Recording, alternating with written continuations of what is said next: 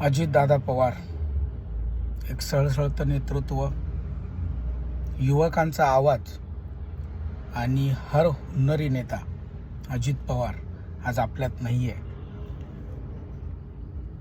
विमान अपघातात झालेलं दुर्दैवी निधन संपूर्ण महाराष्ट्र हा शोककळेमध्ये आहे. अकाली मृत्यू हा कोणालाही माहीत नसतो. अर्थातच म्हणतात ना, वेळ आपल्या हातात आहे पण काळ आपल्या हातात नसतो. तसंच अजितदादांच्या बाबतीत झालं. हा गडी सकाळी ठरल्याप्रमाणे 6ला उठून कामाला लागणारा आपलं काम आटोपून बारामतीच्या दिशेनं निघाला. 8:30च्या दरम्यान त्यांचा विमान अपघात झाला. यामध्ये 5 ते 6 लोक त्यांच्यासोबत गेले. अतिशय मन हेलावणारी ही घटना आहे, दुःखद घटना आहे. महाराष्ट्रातला अष्टपैलू व्यक्तिमत्व म्हणून गणला जाणारा, सर्वांना कितीही गांभीर्यानं भाषण केलं तरी शेवटात का होईना हशा पिकवून त्या भाषणाला एक वेगळा रंग देणारा नेता आणि राजकारणाचा एक महामेरू म्हणून अजित पवारांकडे बघितलं जायचं. अजित पवार आज आपल्यात नाही आहे. अतिशय दुःखद घटना महाराष्ट्र आज बघतोय.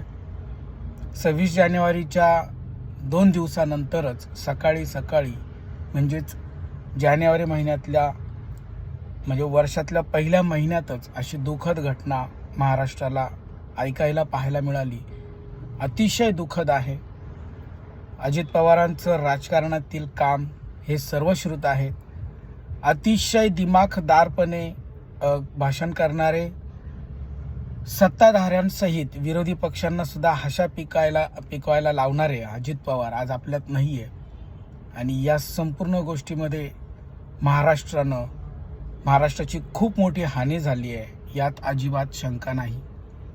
पण एक स्तरातून आवाज येतोय, इतक्या मोठ्या नेत्यांचे असे दुर्दैवी अपघात का घडतात, यामागे असलेल्या चौकशा कुठे जातात आणि चौकशा होतात त्यातनं काय निष्पन्न होतं हे अजूनही महाराष्ट्रापर्यंत आलं नाही. याआधी अनेक नेते यांचं अपघाती निधन झालं, पण त्या चौकशा, त्या SIT काय सांगून गेल्या हे महाराष्ट्राला कधी कळलंच नाही.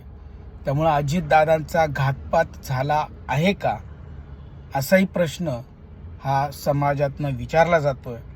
शेवटी अजितदादांना भावपूर्ण, शास्त्रपूर्ण श्रद्धांजली. अजितदादा अमर रहे.